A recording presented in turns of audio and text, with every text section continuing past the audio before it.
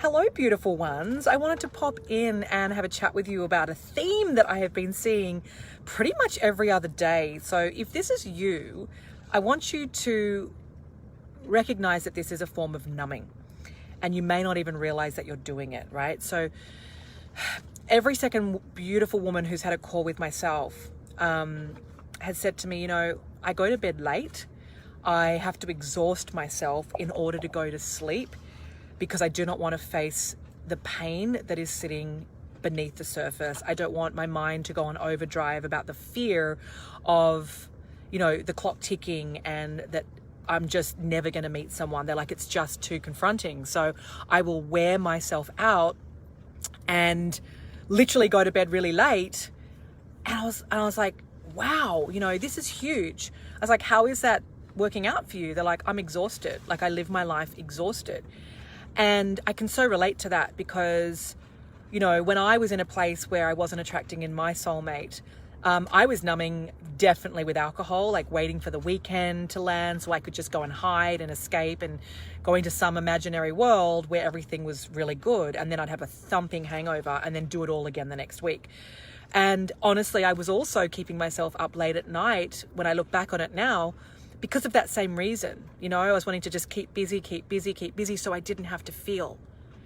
And it's costing many of you like your precious energy, your life force, and your ability to show up, fully for your life, in your job, for your friends, but most of all for yourself, right? That's not self-love. And also many of you some of you are taking sleeping pills, no judgment whatsoever, but that's got to be bad on your adrenals, like drinking too much alcohol to get to sleep. Sleep is the most fundamental thing for our ability to function at our most highest. And so it's such a sabotage on our self-worth, on our future, on our belief systems when we aren't nourishing ourselves and supporting ourselves and loving on ourselves. So I really want to invite you, over the weekend. Hey, beautiful Sharon and Jess, good to see you. I'll be doing Q&A tonight as well.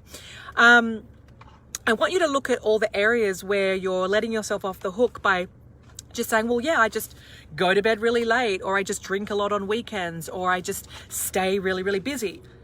Because there can be a real flippant energy because you're just so used to doing it. This girl said to me the other day, oh, I drink and take sleeping tablets every night. Like, she was just telling me like it's no big deal. And my heart was breaking. And I was like, darling, that's so bad on your body. And it was just such a habit. And habits can really escalate, suddenly the dose gets stronger, and it's really toxic to have that relationship with ourselves. So it does take courage to face the music. It does take courage to be with ourselves, to actually feel and to connect with shit. Like, I'm not where I want to be, and I'm deeply upset and unhappy and sad and feeling lonely. Like, I've been there. And I remember, it was not that long ago that I don't remember. I remember like being so deeply unhappy, and I had such a mask on that I had literally convinced myself that it wasn't that bad until I woke up. And I was like, who have I been kidding? Like, I have been doing jazz hands for so long and keeping busy and drinking and being busy at work and planning my life out so that I didn't have to have alone time, to my own detriment, where I had nothing left to give. And I truly was so far away from feeling because I was numb.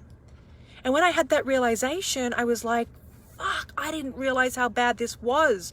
And like suddenly in that moment, everything made sense. And I was like, oh my God, like, how have I been trying to attract someone in from this empty shell of who I was? I was an empty shell, totally disconnected to my heart and my worth and my enoughness.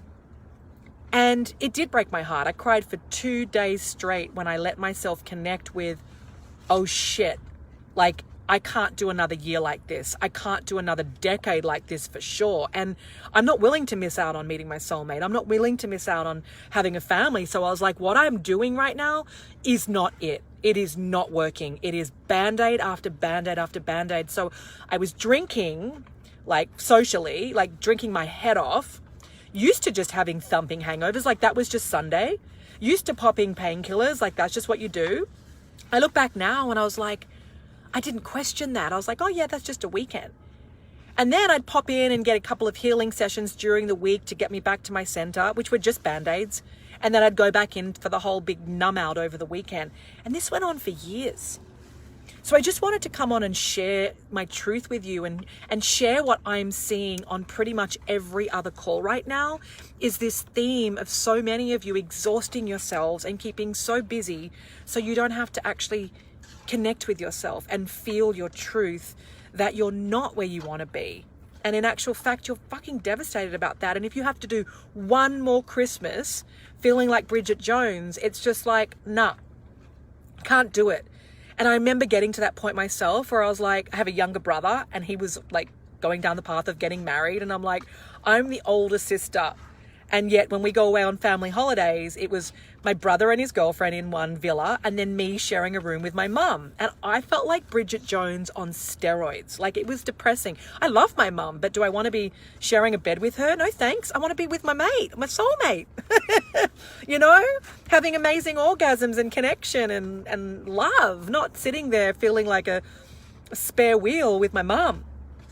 So I realized like, shit, I am not doing the right things here. Like it was all just Band-Aids. So really sit with this over the weekend. And when you really allow things to come up to the surface, that takes courage. And the one last thing I want to say to you is one of these beautiful women I spoke to said, you know, I feel so embarrassed that I have to even speak to you, Lucy, like that I even have to make this call and reach out to you. And I said, sister, there is nothing embarrassing about asking for support. It is the most powerful act of self-love that you will ever give yourself. So let's kick that shit out of your vortex right now. I honor you and bow down to you that you courageously booked this call so you could turn your life around. There is nothing to feel shame about, just power and celebration. I want to leave you with that, okay? I love you, and I'll see you tonight on the Q&A. Mwah. I'd blow you a kiss, but my daughter's holding my hand. Bye.